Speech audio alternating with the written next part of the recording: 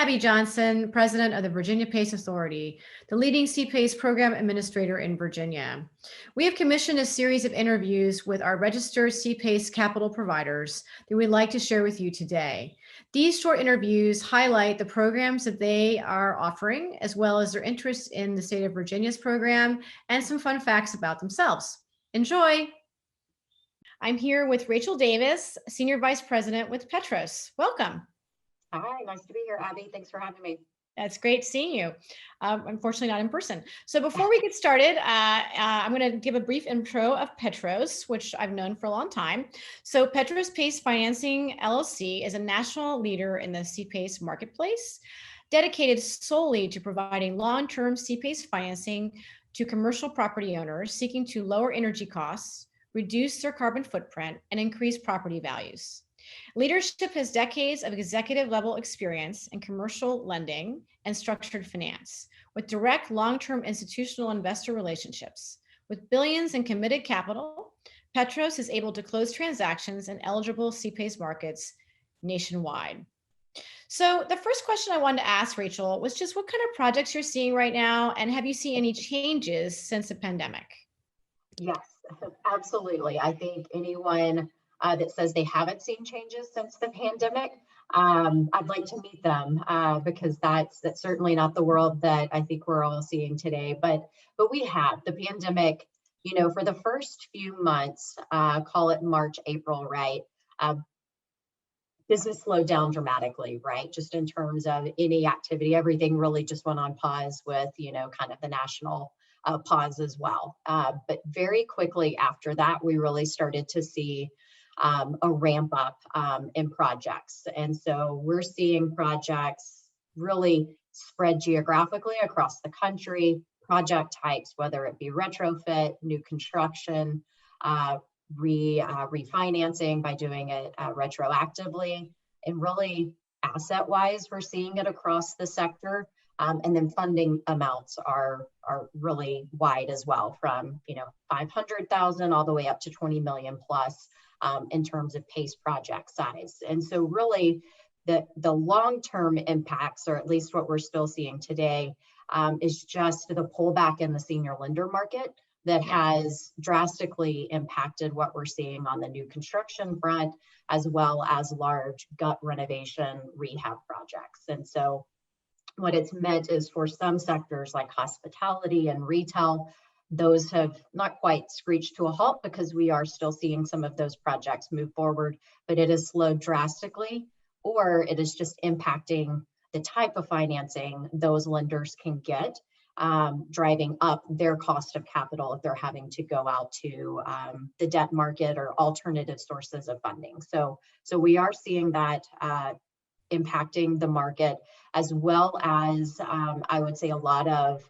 move toward retroactive financing, where folks are bringing PACE in a year or two after they've completed the project, and they are either using that to pull out some equity that they're going to use as working capital for the meantime, or potentially they're using it alongside a senior loan modification to pay down some of the existing debt that they have with the senior lender that originally financed the improvements, and then utilize that to get some different terms to help get them through, the next 2 to 3 years, whatever it might be, before the properties are back up to stabilization. So aside from that, it's, I've been surprisingly,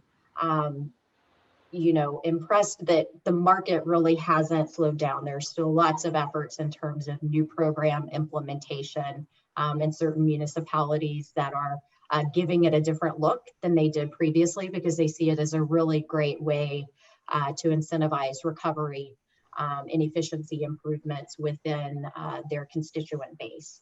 And then, we're still seeing, a little bit of slowdown in terms of recordings. So when we are moving toward close, we're really trying to just be very cognizant on the time frame and understanding, what revisions we may need to make in the closing process. But it's pretty much business as usual.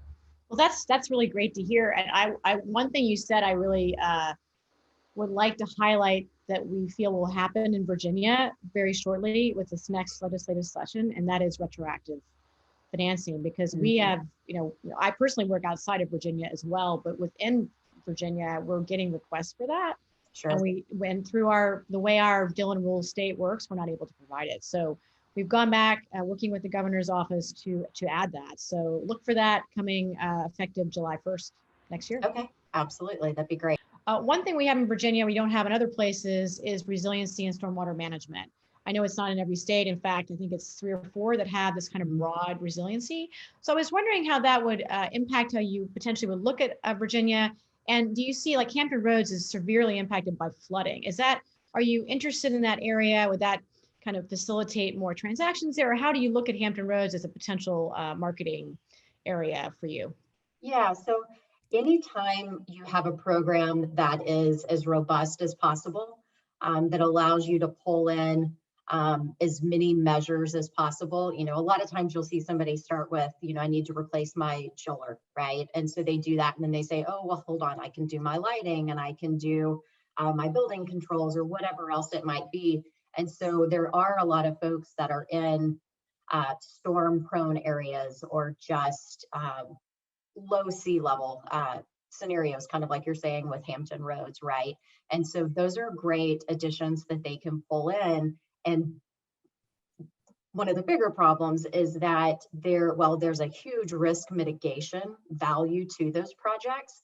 The return on investment isn't always immediately seen, right? And so it's typically high cost capital upfront to do those measures. So if you can find a way to provide an efficient source of capital that they can do those, whether it be one-off or part of a bigger efficiency project, I think that is always, a great option to give to these to the folks that are looking to do the work and continue to have a robust economic market. Otherwise, they're going to be, severely impacted. So anything we can do to help provide financing is certainly welcome. And we see this in other parts of the country.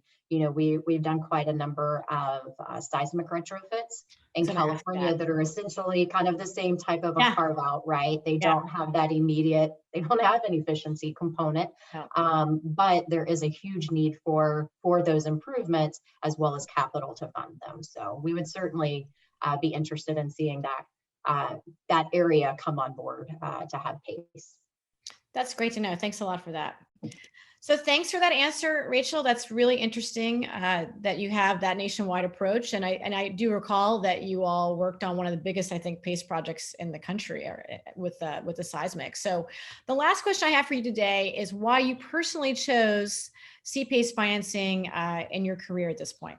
Yeah, so that's a great question. And I've had this one a time or two before. So while a lot of the folks within the PACE market come from a financial background, I actually come from the energy side of the business. And so I spent about 15 years working with commercial clients trying to manage their price risk for electricity. And so spent about 10 years doing that, then moved into on-site and off-site renewables, really where they were trying to manage their efficiency and their resiliency, as well as price risk, right?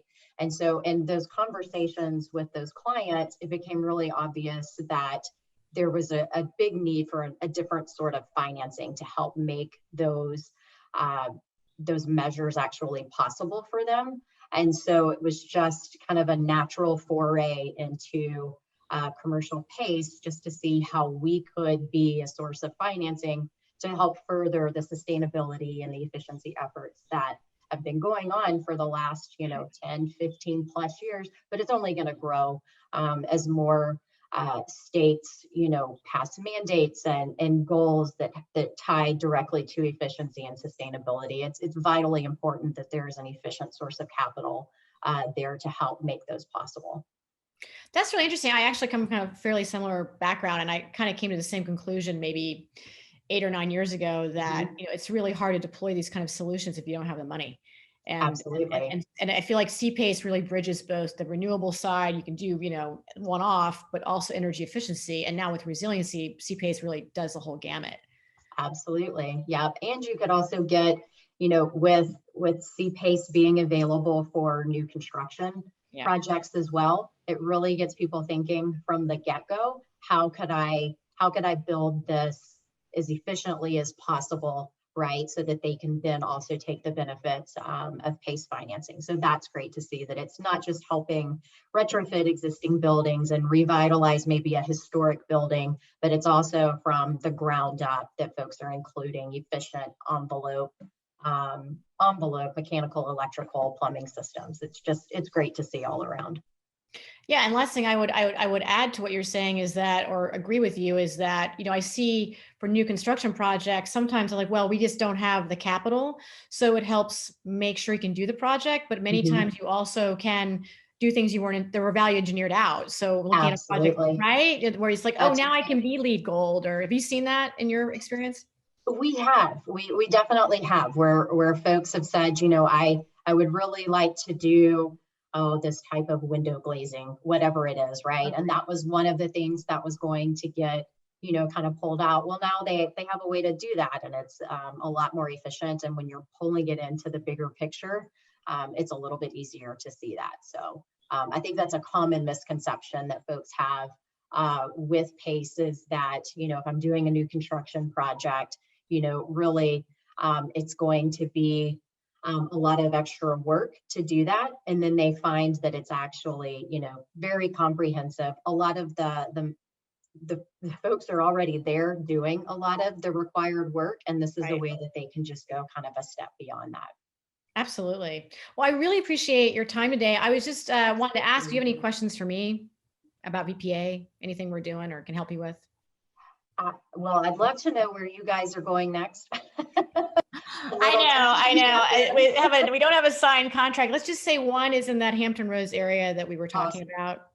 Yeah, no, So I guess, what do you guys see in the next year or two ahead for Virginia?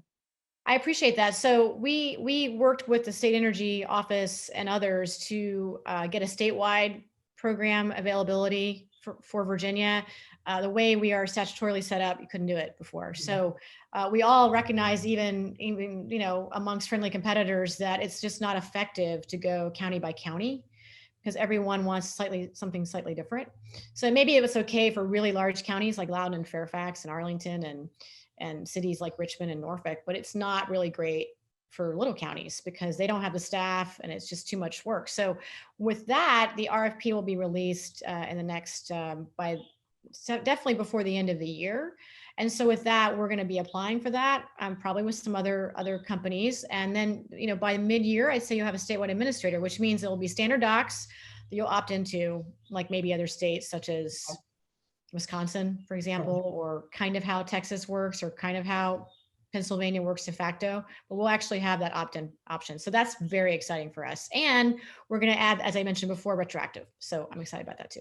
Okay, well, great. Well, look forward to working with you guys. Absolutely. It's great to see you. Thanks so much for your time. Yeah. Thanks for having me, Abby. Okay, take care. You too. Bye.